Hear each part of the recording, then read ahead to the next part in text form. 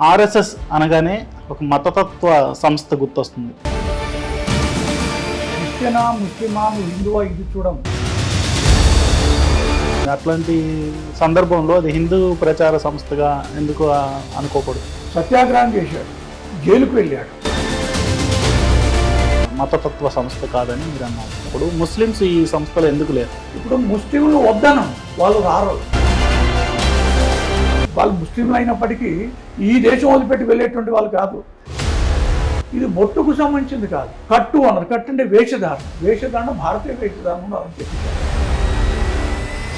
RSS ప్రధాన లక్ష్యం ఏంటి? నేషనల్ క్యారెక్టర్ అని పర్సన్. నమస్తే, అనంత టీవీకి స్వాగతం. ఈరోజు మనతో ఉన్నారు ఆర్ఎస్ఎస్ ప్రచారక్, సరస్వతి శిశు మందిర్ దక్షిణ మధ్య క్షేత్ర సంఘటన కార్యదర్శి శ్రీ సుధాకర్ రెడ్డి గారు మనతో ఉన్నారు. ఆయనతో ఆర్ఎస్ఎస్ గురించి చర్చిద్దాం. నమస్తే అండి సుధాకర్. నమస్తే అండి. ఆర్ఎస్ఎస్ అనగానే ఒక మతతత్వ సంస్థ గుర్తొస్తుంది. దీంట్లో వాస్తవం ఎంత?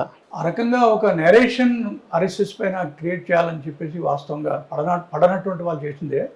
వాస్తవానికి ఆర్ఎస్ఎస్కు మతానికి సంబంధం లే. ఆర్ఎస్ఎస్ ప్రధానంగా national character and personal character. But వ్యక్తి లోపల దేశభక్తి, క్రమశిక్షణ, వ్యక్తిగత విలువలు ఇవి ఉండాలనుకున్నది తప్ప నువ్వు మందిరానికి వెళ్తున్నావా, మస్జిద్కి వెళ్తున్నావా, చర్చికి వెళ్తున్నావా అనేది ఆర్ఎస్ఎస్తో సంబంధం లే. అందుకని ఇప్పుడు అబ్దుల్ కలాంను గ్రేట్ పర్సన్గా మేము చెప్తుంటాం. ఆర్ఎస్ఎస్ అనేక ఉపన్యాసాలు వాస్తవంగా చూస్తే ముస్లిమే కదా, జాతి ఫైనాన్స్ విషయంలో కూడా చెప్పేస్తుంటాం. కాబట్టి క్రిస్టియనా, ముస్లిమా, నువ్వు హిందువా ఇది చూడం. ఏ దేశంలో అయితే ఉన్నావో ఆ దేశం ఎడల భక్తి శ్రద్ధలు కలిగి ఉండాలి. యాజ్ ఏ పర్సన్గా క్యారెక్టర్ ఉండాలి, పర్సనల్ క్యారెక్టర్. ఇది ఆర్ఎస్ఎస్ కోరుతున్నది తప్ప ఈ రెండు నిర్మాణం చేయడం కొరకే ఆర్ఎస్ఎస్ ప్రారంభమైంది. ఆర్ఎస్ఎస్ అనగానే ఆధ్యాత్మిక కార్యక్రమాలు చేస్తున్నట్టుగానే కనిపిస్తుంది. అట్లాంటి సందర్భంలో అది హిందూ ప్రచార సంస్థగా ఎందుకు అనుకోకూడదు? ఆర్ఎస్ఎస్ కార్యక్రమాలు ఎక్కడ కూడా ఏ దేవీ దేవతల ఫోటోలు కూడా పెట్టాం. ఓన్లీ భారతమాత ఫోటో పెట్టేస్తాం. ఆర్ఎస్ఎస్ని ఎవరైతే ప్రారంభం చేశారో వాళ్ళ ఫోటో పెట్టేస్తాం. అంతే తప్ప మిగతా రకరకాల ఫోటోలు పెట్టారు. అట్లా అని చెప్పి వాటి వ్యతిరేకం కాదు, ఏ పండగలకి దేవుడికి వ్యతిరేకం కాదు. ఆర్ఎస్ఎస్ కార్యక్రమాల్లో భారతమాతనే కొలుస్తామనే కారణంగా దాని సంబంధించి ఆర్ఎస్ఎస్ ప్రార్థనలో కూడా నమస్తే సదా వత్సలే అని చెప్పేసి చివరికి భారతమాత అంటూ భారతమాత గురించే ఉన్న తప్ప మిగతా కాదు. ఈ ఆర్ఎస్ఎస్ అనేది అసలు ఎప్పుడు ఎలా ప్రారంభమైంది? ఆర్ఎస్ఎస్ 1925వ సంవత్సరంలో నాగపూర్లో విజయదశమి రోజున ప్రారంభమైంది. అంటే అప్పటికి ఇంకా మన దేశానికి స్వాతంత్రం రాలే. ఎవరైతే ప్రారంభం చేశారో డాక్టర్ కేశవరావు, అతను మెడిసిన్ చేశాడు ఆ రోజుల్లో పట. అయితే పాఠశాల విద్య నుంచే దేశభక్తి భావాలు కలిగినటువంటి వ్యక్తి. అతను స్వాతంత్రోద్యమంలో పాల్గొన్నాడు. తిలక్ మహాశయుడు యొక్క నాయకత్వం లోపల అతను బాధ్యత తీసుకున్నాడు, రెస్పాన్సిబిలిటీ. నాగపూర్ లోపల సత్యాగ్రహం చేశాడు, జైలుకు వెళ్ళాడు. అయితే సహజంగా నలుగురు వెళ్తున్నారు కాబట్టి నేను వెళ్ళాలి అనే మనస్తత్వం కాకుండా బాగా అధ్యయనం చేసేవాడు, చరిత్రను చదివేటువంటి వాళ్ళు, వ్యక్తులు కూడా అబ్జర్వ్ చేసేవాళ్ళు. అలాంటి అబ్జర్వేషన్లో అతను డాక్టర్ కోర్స్ చేసి వచ్చిన తర్వాత దేశాన్ని గురించి బాగా ఆలోచించి తను వివాహం చేసుకోవాలి. నేను వివాహం చేసుకున్నట్టయితే ఉంటే నా లైఫ్ అంతా కూడా ఫ్యామిలీ కొరకే పోతుంది, ఈ దేశం కొరకు ఆలోచించడం కొరకు సమయం దొరకదు అనే పద్ధతిలో కూడా అతను వివాహం చేసుకోకుండా ఉద్యమంలో పాల్గొని ఆర్ఎస్ఎస్తో ప్రారంభం చేశాడు. కాబట్టి స్వాతంత్రోద్యమంలో పాల్గొన్నాడు ఆయన. స్వాతంత్రం కన్నా ముందు ప్రారంభమైంది. ఈ ఆర్ఎస్ఎస్ సంస్థలో డిఫరెంట్ విభాగాలు ఉన్నాయి కదా, వాటి గురించి వివరించండి. వాస్తవంగా ఆర్ఎస్ఎస్ ఒక సులభంగా అర్థం కావాలంటే ఒక స్కూల్ ఎడ్యుకేషన్ లాంటిది.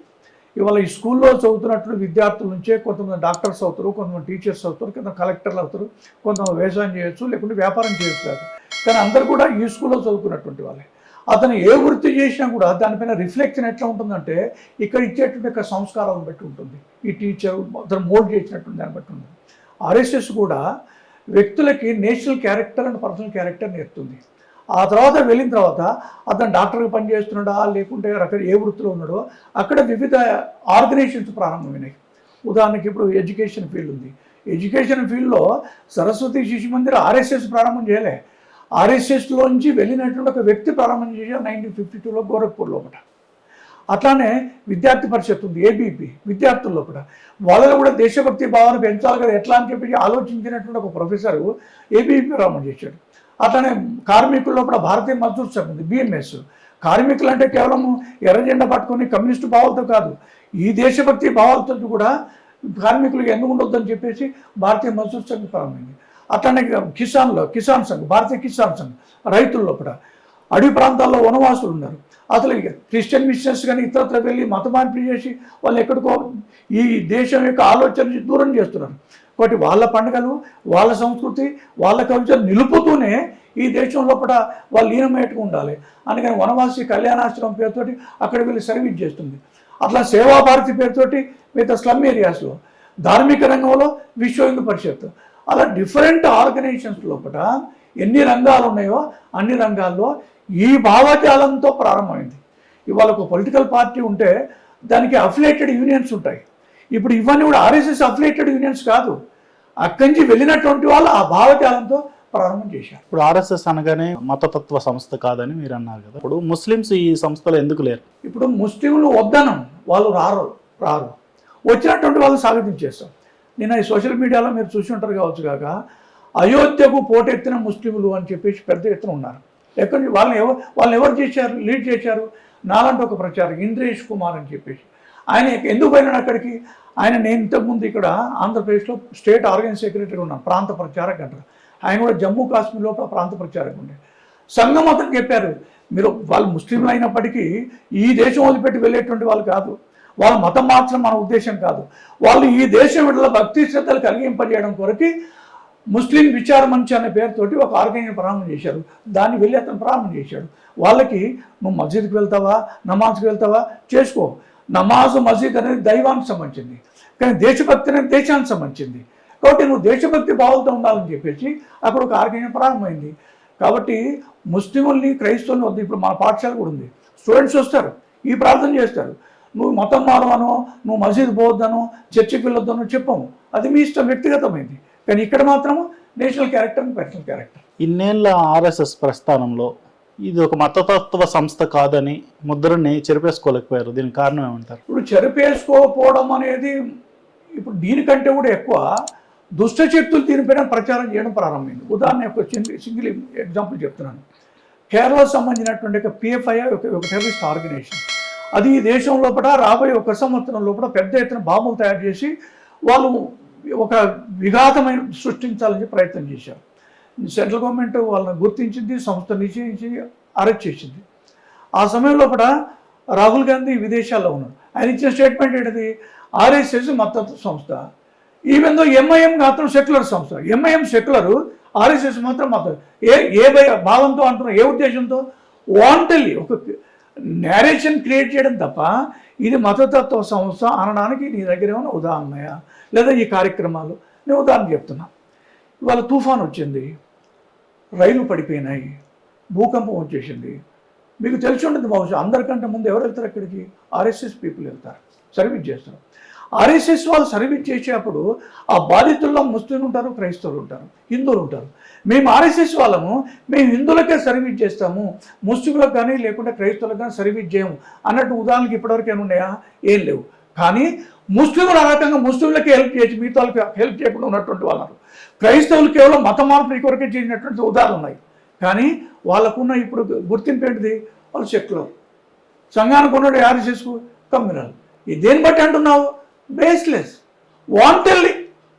అది ఒక ముద్ర వేయాలి కాబట్టి వేయడం స్వార్థపడతాం కదా, మిగతా ఇంకేం లేదు. ఆర్ఎస్ఎస్ కార్యకర్తల కట్టుబొట్టు కూడా హిందూ ధర్మం ప్రకారం, హిందూ సాంప్రదాయాల ప్రకారం ఉంటాయండు కూడా. ఆర్ఎస్ఎస్లో బొట్టు పెట్టుకుంటే ఎందుకు పెట్టుకున్నాము అని అడగదు, పెట్టుకోకపోతే బొట్టు పెట్టుకో అని చెప్పి అనదు.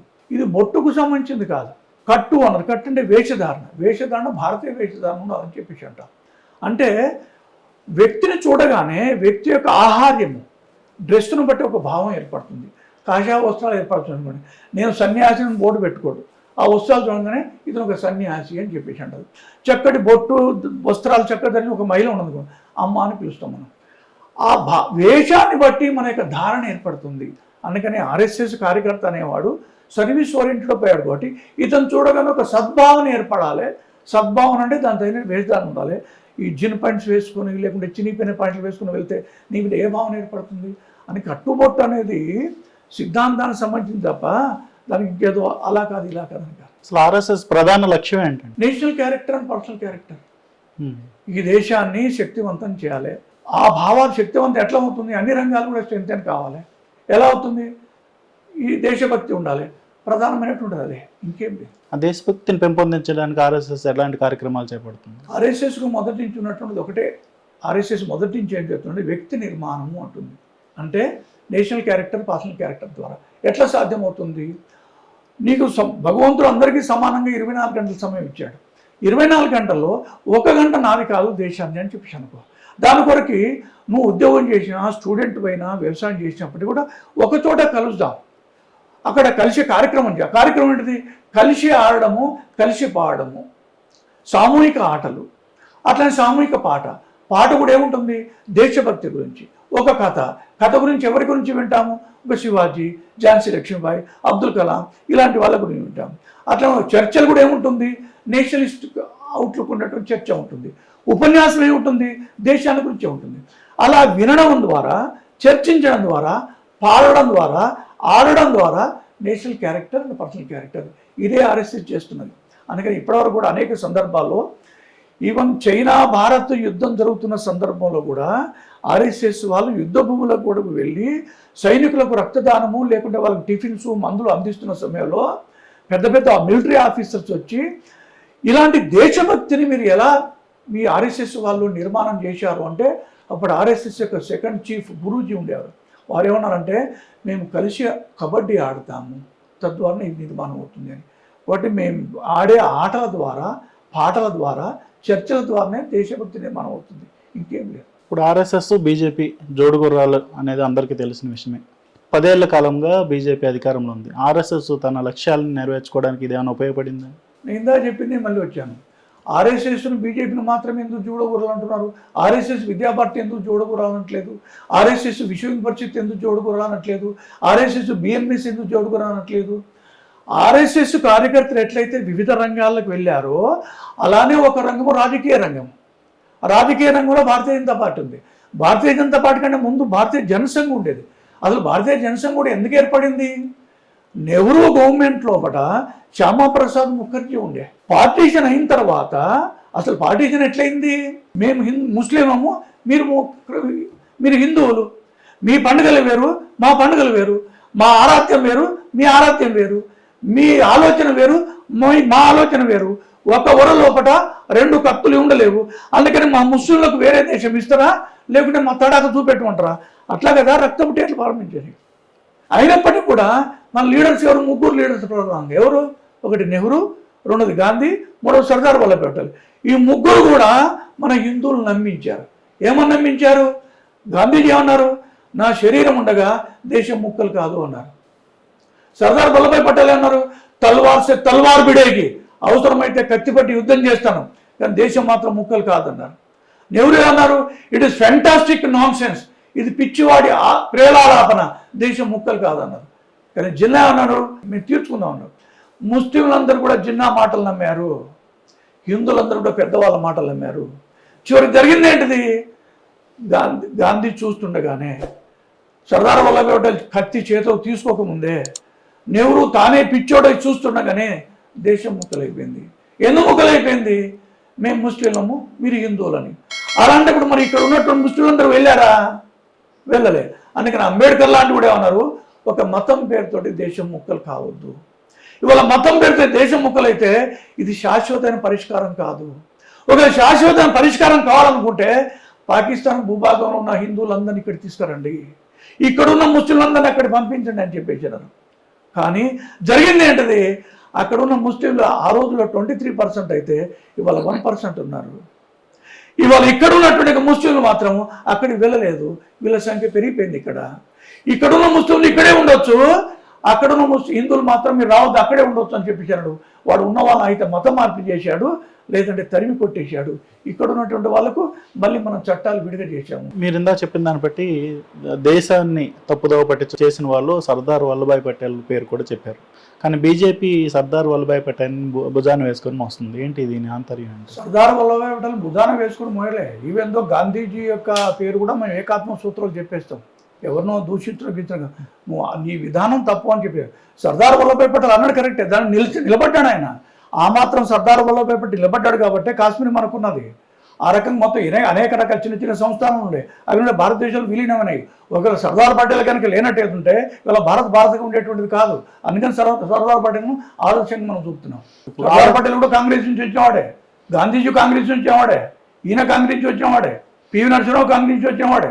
కాంగ్రెస్ అంటే వ్యతిరేకం కాదు ఆర్ఎస్ఎస్కు, నీ విధానాన్ని బట్టి, వ్యక్తిని బట్టి. అందుకని ఏ పొలిటికల్ పార్టీ ఏ సంస్థకు వ్యతిరేకం కాదు ఆర్ఎస్ఎస్. ప్రజెంట్ ఆర్ఎస్ఎస్ ముందున్న అతిపెద్ద సవాల్ ఏంటంటారు? ఆర్ఎస్ఎస్ ముందున్న సవాలు ఈ దేశాన్ని సంఘటితపరచడము, దేశాన్ని పరం వైపు తీసుకెళ్లడము. గతంలో ఎట్లయితే ప్రపంచానికి తలమానికగా భారతదేశం ఉందో ఆ స్థితిలో ఇప్పుడు ఉండాలి. దాని కొరకు ఇంకా మన శక్తి పెంచుకోవాల్సిన అవసరం ఉంది. ఆర్ఎస్ఎస్ లక్ష్యాల్లో ఈ ముస్లిం వ్యతిరేకతను తగ్గించడానికి కానీ లేదంటే దాన్ని రూపుమాపడానికి కానీ ఎటువంటి కార్యక్రమాలు చేపడుతున్నట్టుగా ఏమీ లేదండి. ఆర్ఎస్ఎస్ ముస్లిం వ్యతిరేకత భావాల్ని తగ్గించడం కొరకు అనేది నేను చెప్పాను. ముస్లిం విచార మంచ్ అనే పేరుతోటి ఆల్రెడీ ఒక ఆర్గనైజేషన్ ఉన్నది. మేము కూడా వాళ్ళ కార్యక్రమం పెట్టేస్తాము. కాబట్టి వాళ్ళని చెడగొట్టేది ఈ స్వార్థపూరితమైన రాజకీయ నాయకులు. ఇవాళ ముస్లింలది కూడా పొరపాట్లేదండి, క్రైస్తవులు కూడా ఏం పొరపాట్లేదండి. పొరపాటాల్లో కూడా స్వార్థపూరితమైన రాజకీయ పార్టీలది. వాళ్ళ రాజకీయ పార్టీలు కనుక జాతీయ భావాలతో ఉంటే అందరూ చేతులు కట్టుకొని ఉంటారు అంతే. కూడా ఇవాళ 370 ఆర్టికల్ పేరుతోటి జమ్మూ కాశ్మీర్ ఇంతకాలం భారతదేశం దూరంగా ఎందుకున్నది? ఇవాళ ఎందుకు ఈ భారతదేశంలో విలీనమైంది? కారణం రాజకీయ పార్టీలు కాదా? అందుకని తప్పు ముస్లింలు కాదు, తప్పు క్రైస్తవులు. అందుకని మేము ఆర్ఎస్ఎస్ వ్యతిరేక ముస్లింలు కాదు, ఆర్ఎస్ఎస్కు వ్యతిరేకం క్రైస్తవులు కాదు. వాస్తవంగా ఆర్ఎస్ఎస్కు ఎవరు వ్యతిరేకులు కాదు. ఆర్ఎస్ఎస్కు ఎవరికి వ్యతిరేకంలోనే దేశద్రోహులకి వ్యతిరేకం. ముస్లిము క్రైస్తవం పార్టీ అని కాదు. ఫైనల్గా ఆర్ఎస్ఎస్ గురించి, ఆర్ఎస్ఎస్ దేశభక్తి సంస్థ. ఆర్ఎస్ఎస్ దేశాన్ని సంఘటితపరుస్తున్నది. ఆర్ఎస్ఎస్ అన్ని రంగాలు వ్యాపించింది. ఇంకా శక్తి పెంచుకోవడం కూడా ప్రయత్నం చేస్తున్నది. రేపు 2025 సంవత్సరానికి ఆర్ఎస్ఎస్కు 100 సంవత్సరాలు నిండుతున్నాయి. ఆ సందర్భంగా ఎన్ని రంగాల్లో అయితే ప్రవేశించామో అన్ని రంగాల్లో కూడా శక్తి పెంచుకోవడము, ఇంకెక్కడైతే ప్రవేశించలేదో అక్కడికి ప్రవేశించాలని చెప్పి అనుకోవడము, ఇది చేస్తున్నటువంటి ఆలోచన. ప్రవేశించిన ప్రాంతాలు ఉన్నాయంటారా ఆర్ఎస్ఎస్? నాకు తెలిసి ఇప్పటివరకు లేవు, కానీ లేవు అని చెప్పడానికి కూడా వీల్లేదు. అది నడుస్తున్న కొద్దీ కనిపించవచ్చు కాక.